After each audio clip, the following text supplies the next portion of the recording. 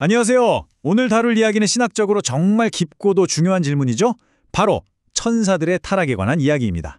도대체 선과 악의 싸움은 어디서부터 시작된 건지, 그리고 그게 지금 우리 인류에게 어떤 의미가 있는지 지금부터 한번 제대로 파헤쳐 보겠습니다. 한번 생각해 보세요. 모든 걸 완벽하고 선하게 만드신 하느님의 세상인데 대체 악은 어디서 피어나온 걸까요? 이건 정말 수천 년 동안 수많은 사람들이 던져온 아주 근본적인 질문입니다. 자, 이 답을 찾으려면요, 우리 다 같이 시간 여행을 떠나야 합니다. 바로 창조의 첫 순간으로 말이죠. 네, 모든 이야기의 시작점, 태초입니다. 하느님께서는 처음엔 완벽하고 선한 세상을 창조하셨어요. 그 세상 안에는 우리가 아는 이런 물질 세계만 있었던 게 아니라 우리 눈에는 보이지 않는 순수한 영적 존재들도 함께 있었죠. 맞습니다. 바로 보이지 않는 것들. 하느님의 창조 스케일은 우리가 보고 만질 수 있는 세상을 훌쩍 뛰어넘는다는 거예요. 순수한 영으로 이루어진 우리가 감지할 수 없는 세계까지 다 포함하는 거죠. 그리고 바로 그 세계에 살고 있는 존재들이 바로 천사들입니다. 자, 여기서 천사의 정의를 한번 보세요. 이게 정말 흥미로운 지점입니다. 천사가 그냥 신비로운 기운이나 힘 같은 게 아니에요. 우리처럼 생각하는 지성이 있고 또 스스로 선택할 수 있는 자유의지를 가진 말 그대로 인격적인 존재라는 겁니다. 앞으로 펼쳐질 모든 사건의 핵심 열쇠는 바로 이 두 가지, 지성과 자유의지입니다. 꼭 기억해 두세요. 지성과 자유의지.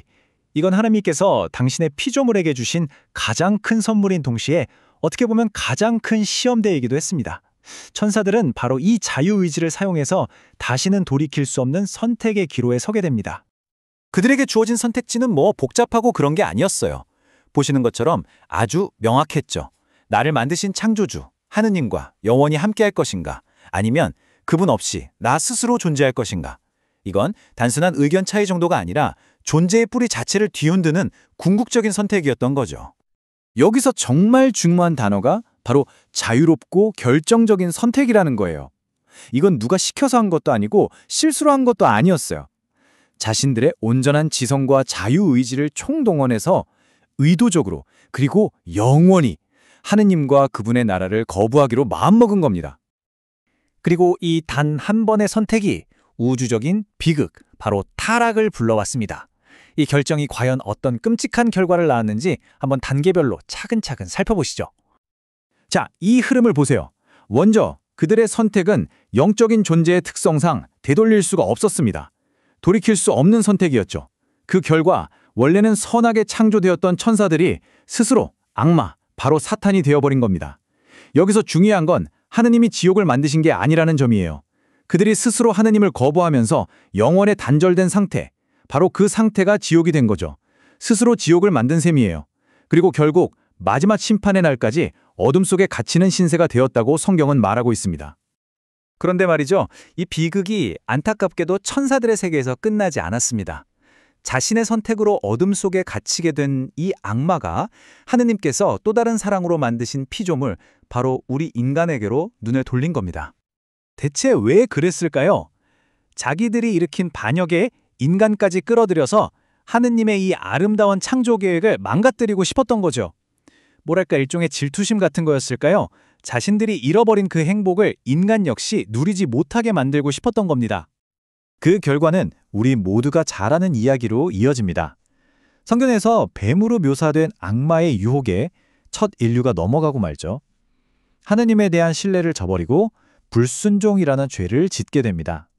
바로 이 순간 인류는 본래 지니고 있던 그 원초적인 거룩함과 은총을 싹 다 잃어버렸고 마침내 죄가 이 세상에 발을 들여놓게 된 겁니다. 와, 상황이 정말 암울하죠? 천사들의 타락으로 시작된 비극이 인류에게까지 번졌으니까요. 하지만 이야기는 여기서 끝나지 않습니다. 바로 이 가장 깊은 절망의 순간에 하느님의 위대한 구원 계획이 시작되거든요. 그렇습니다. 인간이 불순종했음에도 불구하고 하느님께서는 당신의 피조물을 절대로 포기하지 않으셨습니다.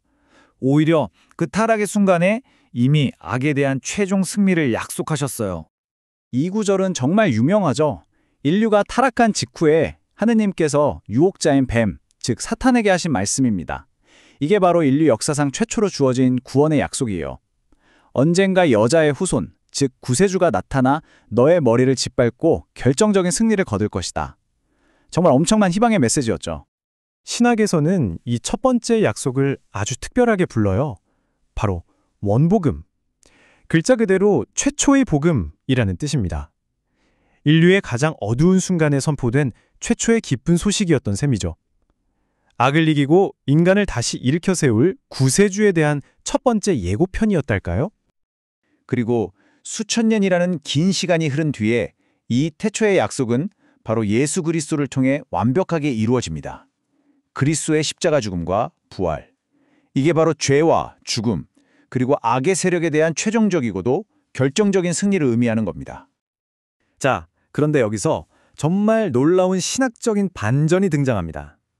천사의 타락, 인류의 죄, 이 끔찍한 비극을 두고 교회가 뭐라고 노래하는지 아세요? 오, 복된 탓이여 라고 합니다. 아니, 이게 말이 되나요? 어떻게 이런 끔찍한 비극이 복되다고 할 수 있는 걸까요? 그 이유는 바로 이것 때문입니다. 죄라는 비극이 있었기에 역설적으로 우리는 그 죄를 용서하고 구원하시는 하느님의 무한한 자비와 사랑을 체험할 수 있게 된 거죠. 다시 말해 타락이 없었다면 우리가 결코 알 수 없었을 훨씬 더 위대하고 자비로운 구세주를 얻게 되었다는 겁니다. 야, 이게 바로 비극을 넘어서는 하느님의 신비인 거죠. 결국 이 천사들의 타락 이야기는요, 태초에 있었던 단 한 번의 선택에 관한 이야기입니다. 그리고 그 선택의 결과는 마치 깨진 거울의 파편처럼 이 세상에 흩어져서 여전히 우리를 유혹하고 있죠.